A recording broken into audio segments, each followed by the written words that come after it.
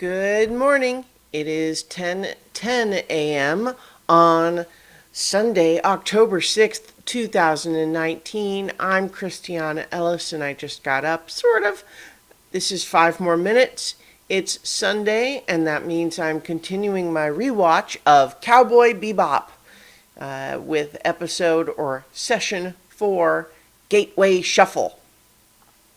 Now, I said at the end of last week's rewatch that I vaguely recalled not liking this episode, and I couldn't really remember why. And having rewatched it, I think it's too strong to say that I don't like it. It's because I think in most respects it's a really great episode, but I don't know, just the bad guys rub me the wrong way in a way that it's a little bit hard to put my finger on. I know at least part of it is that although these space warriors here are clearly insane and their plan is ridiculous and all of that, I don't know, there's just a part of me that resists the idea of having environmentalists portrayed as crazy space terrorists. Given that there is not any other more reasonable version of environmentalism portrayed. And so, I mean, there is a bit where Jet is explaining the history of the group and specifically says that it used to be a more legit organization, and then all of the sane people gradually left because of how crazy it was getting, and so on. So maybe that's part of what I'm reacting to. Also, I don't know, the lady, the Twinkle Maria Murdoch is just weird. I don't know, something about her just kind of weirds me out.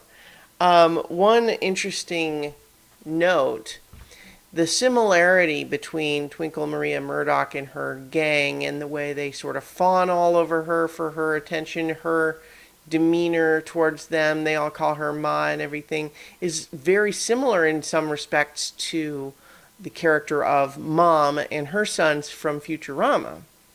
And I wondered, my first thought was that it seemed like an obvious influence, and my assumption was that Cowboy Bebop came first and that the character of Mom in Futurama must be inspired by this. But looking up the actual timeline, the original broadcast of Cowboy Bebop would have been when Futurama was already well into development.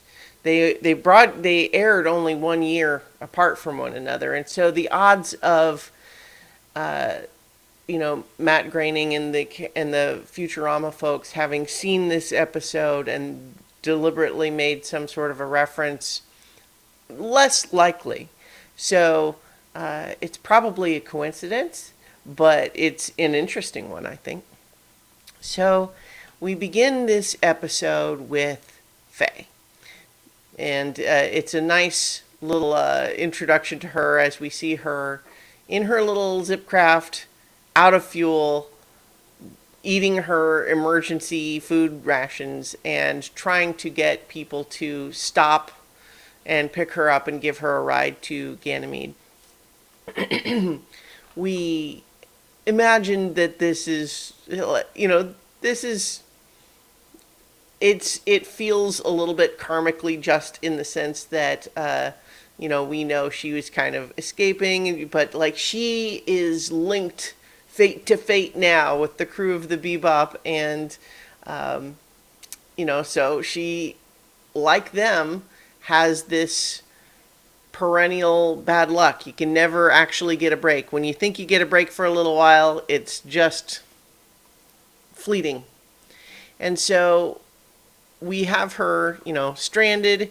She sees a ship coming up. She's radioing them, hoping that they'll come stop her. But it turns out that it's actually just space debris with, a homing beacon, shooting out from it. And so that's interesting.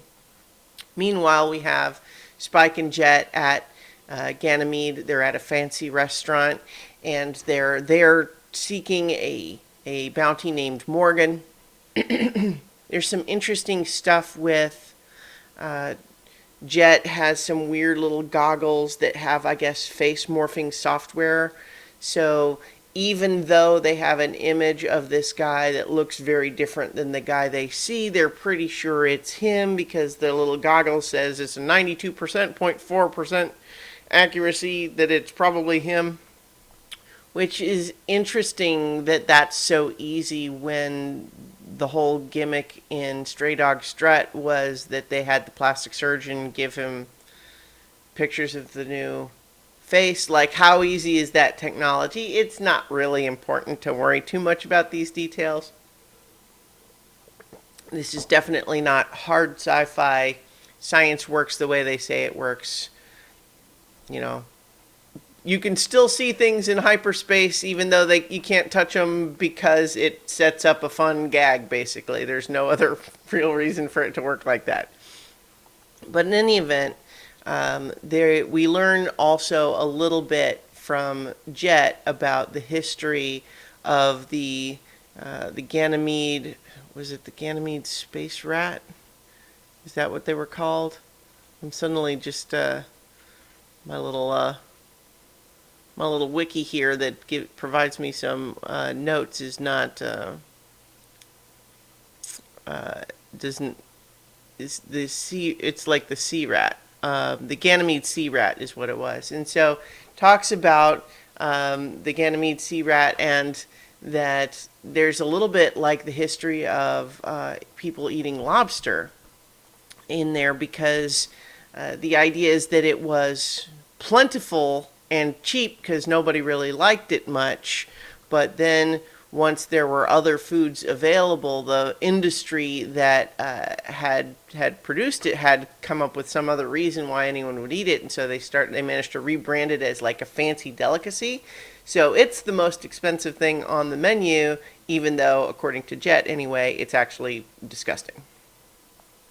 And it's just as well that Spike didn't order it, because we have Twinkle Maria Murdoch and the Space Warriors already also at this restaurant, and when they hear Morgan loudly proclaim that he is ordering this Ganymede sea rat saute and being kind of a jerk about it, they decide to take action.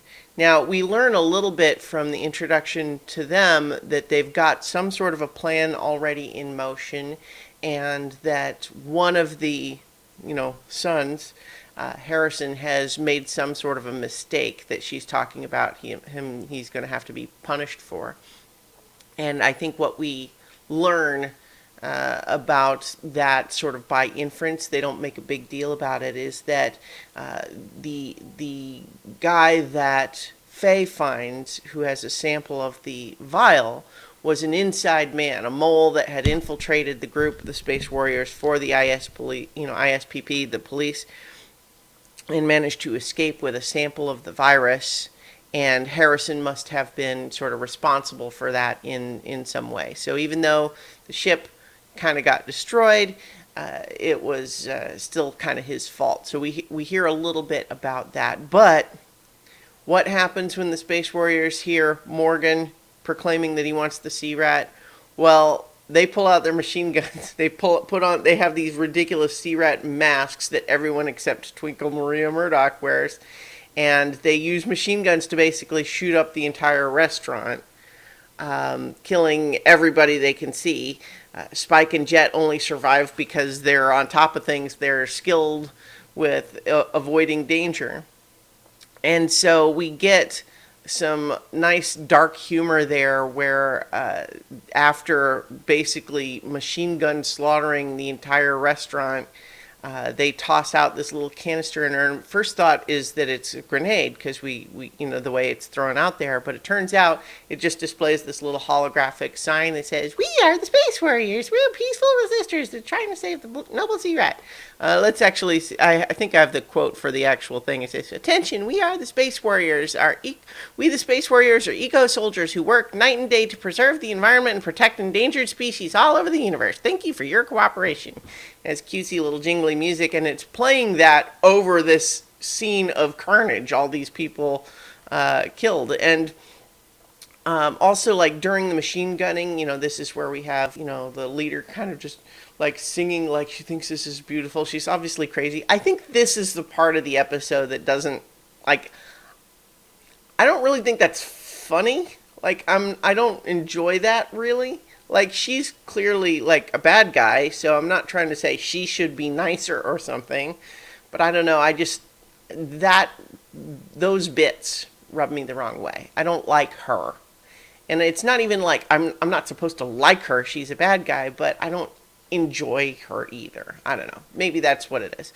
But in any event, Jet and Spike survive and they realize, oh, well, she killed our bounty Morgan, but Jet recognizes her. She's actually got a way bigger bounty. So they get the drop on her and they manage to take her prisoner and they basically tell all of her little sons that's like, hey, we're going to kill her if you don't just leave. We're going to turn her in. And she tells them, yeah, don't worry about it. Harrison, your punishment's coming later, but I'll be out in no time. And it's because she knows, and they know really, that they are already holding the ISPP hostage, right? They've already got access to this virus. They have already communicated to the police that, like, the Ganymede government, like, if you don't totally prohibit the harvesting of the sea rat, we will release this virus. And so they know bounty hunters are not gonna get to do what they want to do. So we just need to not get killed, and it'll be fine. And so as we have, Spike and Jet taking Maria with them, we also have, we're learning little bits of this here and there.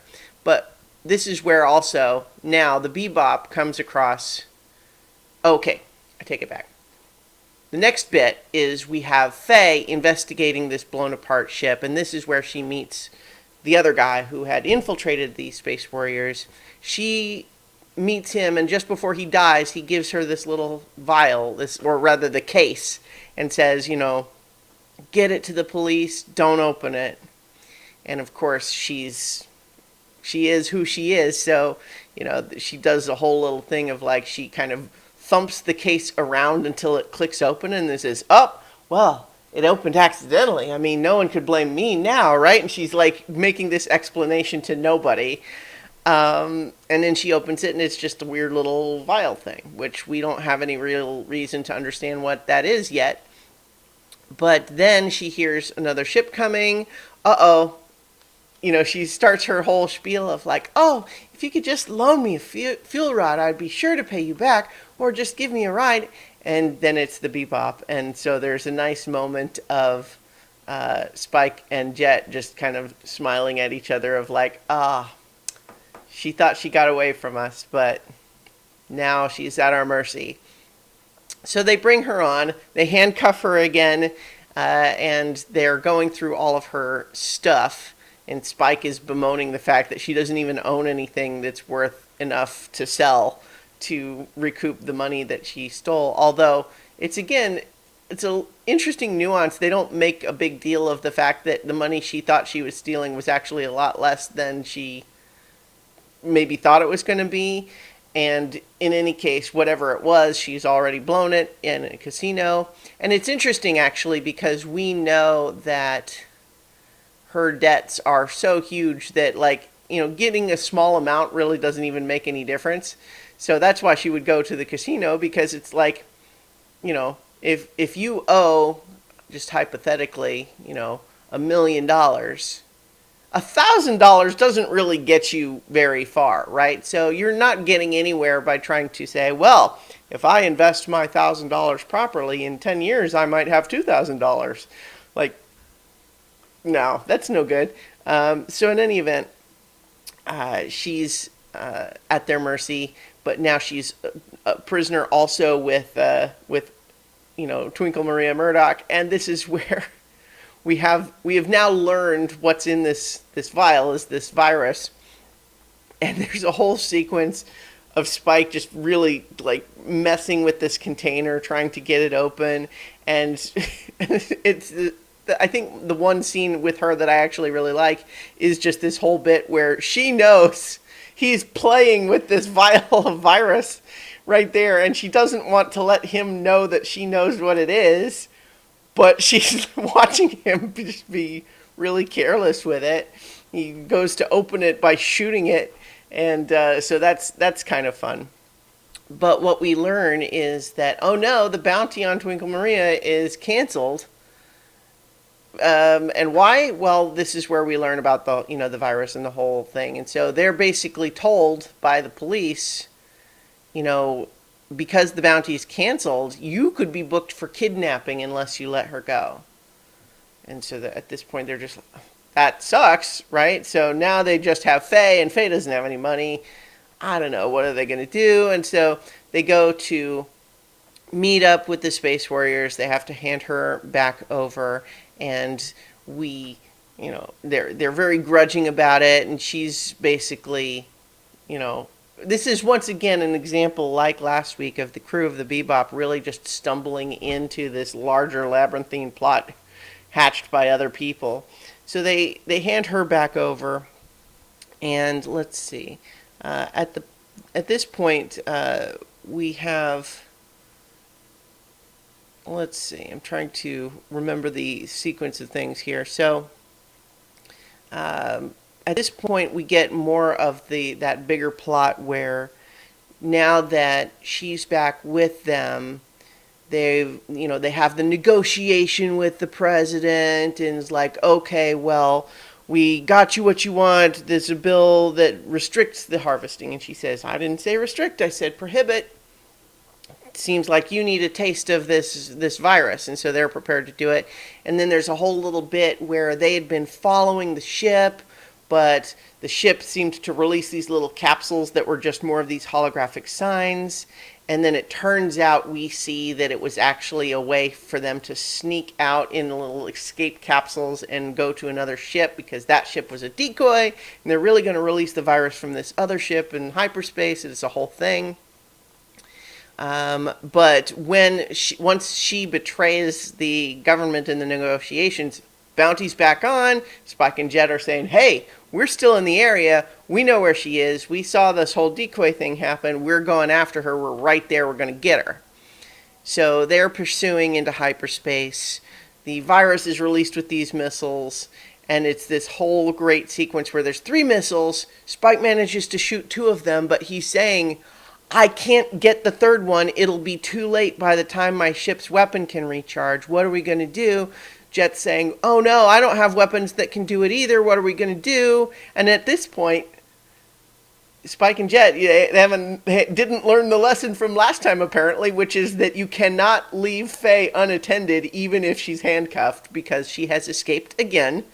It's a wonderful little cut with her, too, that we see her still handcuffed over her head like this, being guarded by Ein, who kind of growls at her, and she sort of makes a face back at him. And then the next thing we see is she's refueling her ship, and Ein is handcuffed by the collar to the ladder.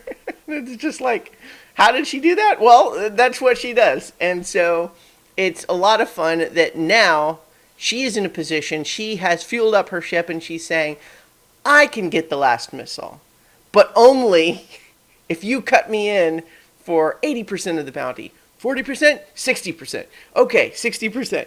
And so they make a deal because they're trying to save countless lives. And then she says, okay, it's a deal. She goes to shoot the missile, but she is just too late because it has now spread into like hundreds of different warheads. And there's just a nice sort of reaction shot of her going, oh, that's no good. And so now there's a race against time because the authorities are going to shut down the gate.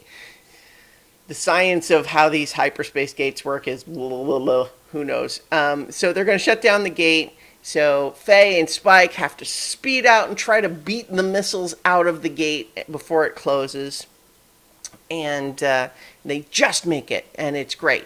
And the missiles, oh no, it looks like the missiles are still coming, but they're just ghost missiles now because they're in hyperspace. And again, it's like the whole idea that, oh, if something's still in hyperspace, you can still see it, but it can't interact with matter on this plane of reality. And it's like, really? That seems weird. Why is it like that? Well, basically so we can have the ghost missiles gag, right? I mean, there doesn't seem to be any other reason for it, and that's fine. But in the meantime, now, trapped in the hyperspace gate, we have the Space Warriors in their ship, and they go to slow down because they're about, they see that the gate is closed, and there's this jostling, and we see that, Twinkle Maria Murdoch, like, all of a sudden this vial of virus is coming out of her pocket, and she realizes, uh-oh, when she was getting handed back, Spike put it in her pocket. And again, it's a whole thing of, like, why would Spike have done that? He didn't have any reason necessarily to know what it... Well, I guess he did know at that time, didn't he? Or he guessed, maybe. Who knows? It's not important, really. But so the implication is she gets hers. She and her crew get turned into monkeys with this this virus that they've engineered. So ultimately, they're the only ones that suffer from this this plan of theirs, and the day is saved, except that there is still no bounty for the crew of the Bebop. And so that's lots of fun, and it's, of course, it is the running theme of this show that, if the crew of the Bebop ever gets a win, it's not for long. But that's fun. And so, in the meantime, Faye is telling Spike and Jet, like, don't worry about it, we'll get the money next time. And Spike and Jet are still just going like, did she just say we? And so now Faye is officially a member of the Bebop. Hooray! Next time, Spike backstory on Session 5, Ballad of Fallen Angels. So I'll be back next week to continue this rewatch series. And in the meantime, I'll talk to you tomorrow for 5 more minutes.